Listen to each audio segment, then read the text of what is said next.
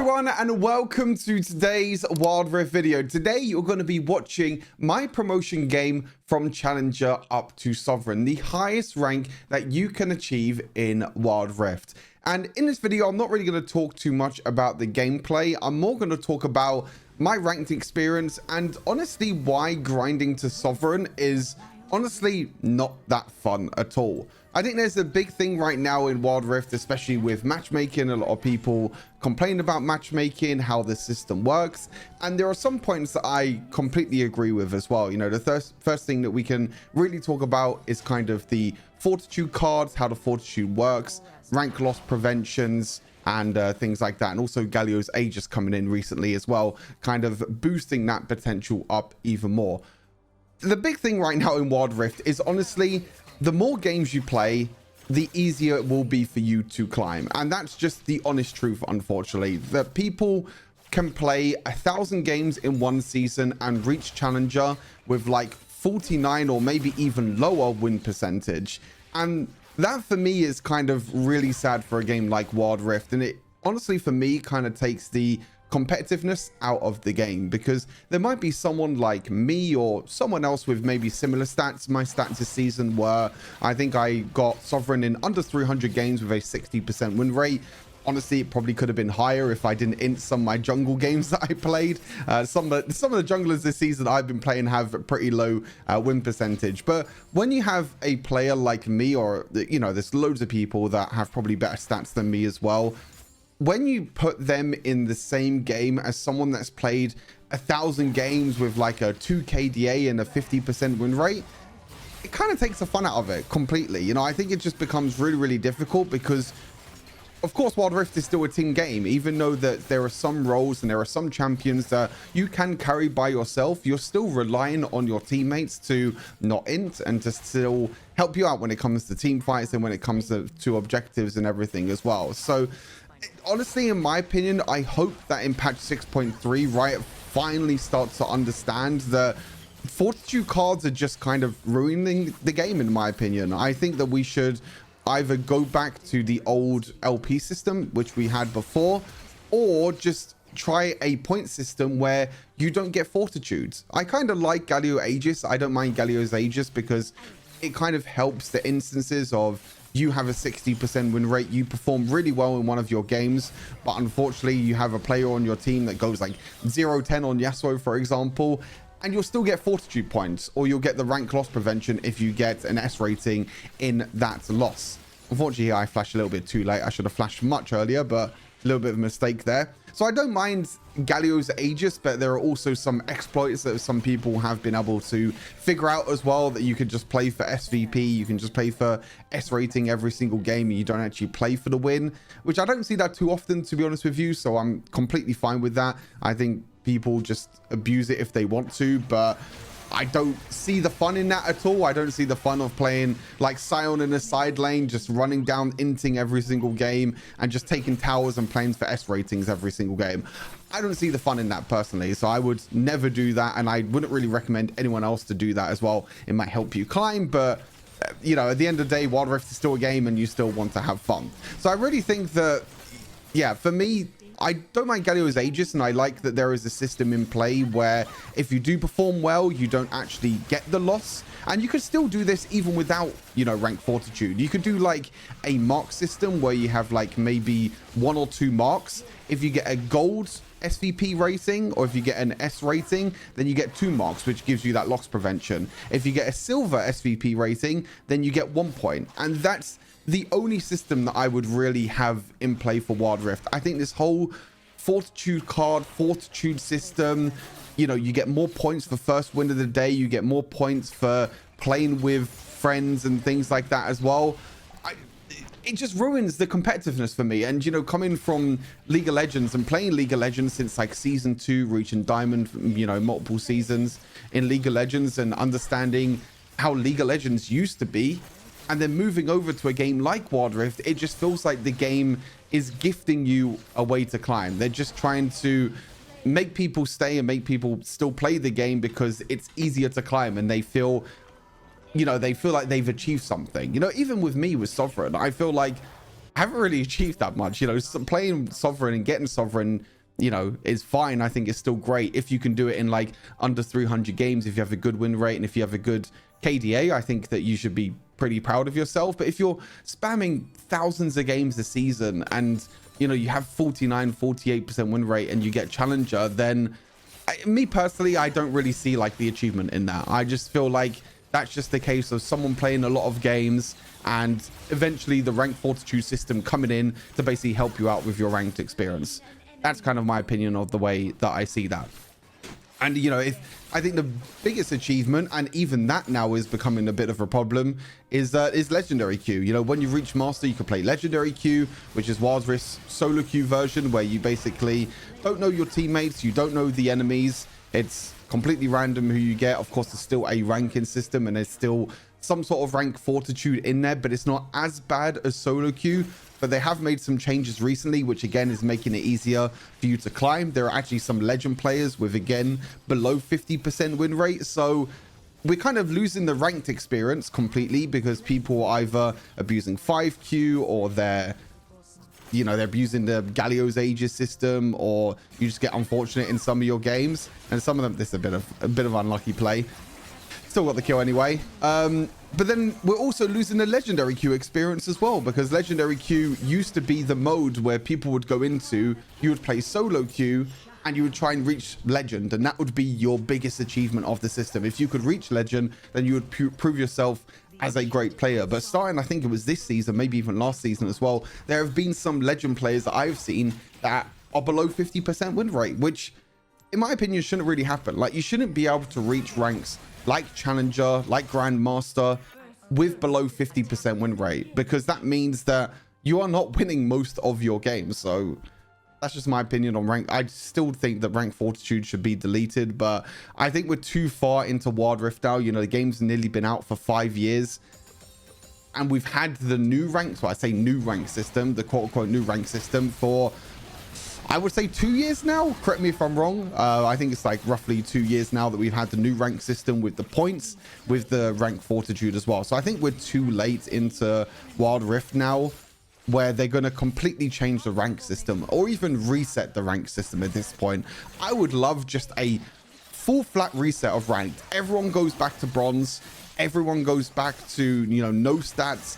MMR gets reset on everyone. That would be the perfect scenario for me. You would reset everyone's rank, you would get rid of Fortitude, and then you would see how the climb would go. And I think that a lot of people would actually struggle to get to Master, to Grandmaster and above as well, because when you remove Fortitude, these players that have below 50% win rate will struggle to reach Grandmaster, will struggle to reach Challenger, because they don't have the Fortitude cards that they can fall back on. It's so easy to get Fortitude cards nowadays. You can get it from the Wild Pass, you can get it from events, you can get it from, you know, many other things as well. The new reputation system as well, that also gives you ranked Fortitude cards. So there are many ways in total which can make it. So yeah, that's just my opinion on ranked Fortitude and what, in my opinion, I would change. But I don't think that will change, unfortunately. I think that, like I said, we're too far into the game. Riot, I think, wants this to be more of a user-friendly experience, I guess you can say, and a much easier game to climb. So I think the competitiveness of Wild Rift is kind of out of the window for me. Another thing as well, which they've I'm trying to watch back on my play to see if I made any mistakes there. I think this was pretty good. I dodged the Gen W as well. There was another thing that actually came to my head as well that I wanted to talk about, but now it's completely left my mind on what it actually was. Oh, here I imagine clicking cleanse here instead of barrier when I'm getting one shot by an Aurora. Bit of a big mistake, unfortunately. But yeah, that's my opinion of the rank Fortitude system and the way that ranked is at the moment. Of course, you know, most of the time I don't play solo queue in normal ranked, and I would never recommend people to play solo queue. I'll probably get a lot of backlash for this as well. I think playing duo queue or playing trio queue, in my opinion, is just so much more fun, and you don't have to rely on random teammates as much. I get so much a much better experience of playing with people. Like, you see me play with Salty a lot. Actually, my last 2 or 3 games from Challenger to Sovereign, I played solo queue, including this game as well. But I'd find a lot more fun playing ranked in duo or trio queue, because when you're playing solo queue, you're kind of rolling the dice every single game, especially as an AD carry main. Some of you can probably relate as well, but you're just rolling your support every single game, and you're just hoping that you hit a 20 on a D20 every single time. But most of the time you hit a 1, and your support makes a lot more impact compared, makes a huge impact compared to AD carries. And most games are obviously decided by junglers as well. So if you have a jungler on your team, which is Grandmaster, that has below 50% win rate, which is definitely possible in Challenger, because Challenger, you can still get Grandmaster players, and they can be any Grandmaster players. They could be Grandmaster 1 or even Grandmaster 3. If you have that scenario where you have a Grandmaster on your team that has below 50% win rate, and then the jungler on the other team is maybe a 60% win rate Challenger player, then the game is very, very difficult before the game even starts, because there's such a big difference between someone that is Challenger and someone that's Grandmaster with like 50% win rate as well. So I always like to play duo or trio queue. I never play 5 queue. I don't really believe in 5 queue at all. Unless you're playing 5 friends in a call, then it would be fun. But to climb, I don't really believe in 5 queue. Also, there's a lot of like map hackers in 5 queue, which I just completely avoid, because it's just not fun to play against as well. See, I think there's a lot of changes that need to happen to rank. But like I said, I think the game is just way too deep now. We're trying to make this a user-friendly game to try and help people climb with rank Fortitude and everything as well. But we'll have to see. Maybe there's some changes that happens in the next season. We'll have to see as well. But I think if you want to climb in solo queue, the best role to climb is definitely jungle. By far the best compared to the other 4 roles, I should say.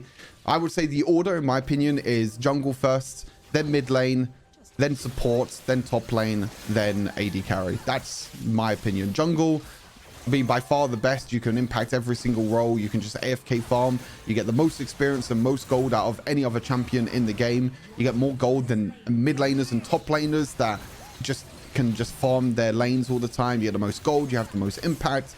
It's just the best. Mid lane, you can roam around so much. There are a lot of mid laners that you can roam around and carry with, like Aurora and Ari, for example. Support's again for the same situation as mid laners, that you'll be able to roam, you'll be able to carry, and you can leave your AD carry. If your AD carry is not a player that you want to play around, you can leave that AD carry and you can play around someone else instead. You can play around your top laner, you can play around your mid laner if you want to as well, so you don't have to sit in bot lane and just rely on your AD carry all the time. And then top lane, I think the problem with top laners is that you're kind of isolated from the rest of the team. People, again, still don't really focus Rift Herald that much. So I think playing top lane is a little bit difficult unless you can get really, really far ahead. I think it's kind of even, I would say, between support and top lane. I would say that's pretty even. But support, you can just make more impact on the map. And then, in my opinion, the worst role to play in solo queue is definitely AD carry. I think playing AD carry, kind of the same with support as well, is that, again, as I mentioned already, you're rolling to see if you get a good support or if you get a bad support. And because it's 2 versus 2 and you're playing solo queue, it's very possible that you might be against a duo lane that's duo queue or trio queue. You might be against a trio queue because you're playing solo queue in a ranked game mode. It's possible that you have 1 solo queue on your team, 1 solo queue on the enemy team, and then you have 2 duo queues on each team as well. And if you're the one that's solo queue in bot lane and you have a support that's also completely random, you then play against 2 people in a duo queue that's playing bot lane that have a lot of experience and a lot of synergy, then it just makes your life a living hell, to be honest with you. And even though AD carries can do the most damage probably of any champions, maybe junglers can still do a little bit more damage, I still think it's very hard to play solo queue, in my opinion, as an AD carry. Which is why recently I've actually just been banning Varus every single game, because Varus doesn't really have a lot of mobility and a lot of survivability, but the champion is just really annoying to play against. I've just been banning Varus recently, and I've just played Xayah every single game. I think my last 20 games from Challenger to Sovereign have all been on Xayah, because a lot of people underestimate this champion in terms of damage, and you have that safety net of her ultimate as well. You can use her ultimate, you can you know, stops a lot of this burst damage that's in the game at the moment. And it seems like in patch 6.3 there's going to be even more burst damage coming out, which is very, very scary. All this burst damage that's in the game, you can even see this game as well. You know, you have Set W, you have Aurora burst damage, you have Rammus jumping on you as well with the taunt. You have that ultimate, you have that safety net that you can use your ultimate and survive in team fights. Then you can go for something like QSS that you can see in this scenario, and you can just try your best to, I think I flash here as well. God, it's so unlucky, just 1 HP on the Rammus. I love how with Xayah you have your ultimate to stop a lot of damage, and then you can pull your feathers afterwards to also root enemy champions. So that's, in my opinion, why Xayah is still for me one of the best AD carries to play out there. But I'm definitely going to be playing Legendary Q now. I think I'm Legendary Grandmaster, which is previously Vanquisher, and I'm like a few wins away from Immortal. So I'll try and reach Legend. I'm not going to stress about it anymore. I'm going to focus a lot more on content. Obviously, I haven't been streaming or doing content that much recently. I've been playing a lot of games off stream to kind of grind to Sovereign and get to the point of the game where, you know, I can actually reach Sovereign and I can be happy with the season, I guess, in a way. I just wish there were some changes to ranked, and I wish there was some, you know, problems that get solved in ranked. But I don't think that will ever happen, unfortunately. This is another reason here why I love Xayah ulti. Look at this. I cleanse into Xayah ulti, and I just survive so much burst damage with Barrier, with Bloodthirster, and I'm just auto-attacking away onto the Galio. Set can't reach me as well. Oh, just... If you were playing Varus in that scenario right there, you would get one shot and you would die straight away. And that's why I love playing Xayah, and why Xayah is one of my favorite champions, because it's so fun to play her and get to a point of a game where you could do so much damage with your feathers, and a lot of people will just be running towards you as well, and you just do a crazy amount of damage. And look at that. Even secure the Baron as well. Secure the Baron in your back pocket, and that's job done. Job done for the day. And at this point, I kind of knew I was playing solo queue. I kind of knew at this point. I mean, I'm 11-2. I was like, yeah, this looks like my promotion game. This looks like the game that you can win as well. Another thing as well that just came to the top of my head, which for some reason they've added this season, which again, I really, really hate, is that if you play Legendary Queue and if you get wins in Legendary Queue, if you get enough wins, then you can get double ranked marks in ranked as well, which I think is just absolutely crazy. I think at this point, if you compare League of Legends rank to Wild Rift rank, normal ranked is just flex queue at this point. Like, we are just playing flex queue every single game, and the proper ranked mode is actually Legendary queue, even though Legendary queue recently has not been too great either. But the actual rank mode, if you want to climb and if you want to prove yourself as a great player, just play Legendary queue. That's the only way really that you can prove yourself as a player, because in normal ranked you can play 5Q, you can play trio queue, you can just gain bonus points from playing legend rank and winning in legend rank. But you can see here the Winions ending the game, and my promotion game to Sovereign is complete. You'll see the stats as well. I show you the stats at the end of the game, and my overall stats as well with champions and with the stats overall. But I just kind of wanted to talk about, you know, ranked in general, and how ranked, in my opinion, needs to be changed, even though I don't think it'll be changed. I think I've kind of given up at this point with complaining about ranked, complaining about the Fortitude system, and I just wanted to fill you guys in that nothing's been fixed. If you're coming back to the game, everything is kind of still the same, but there you go. Sovereign ranked achieve 100 points.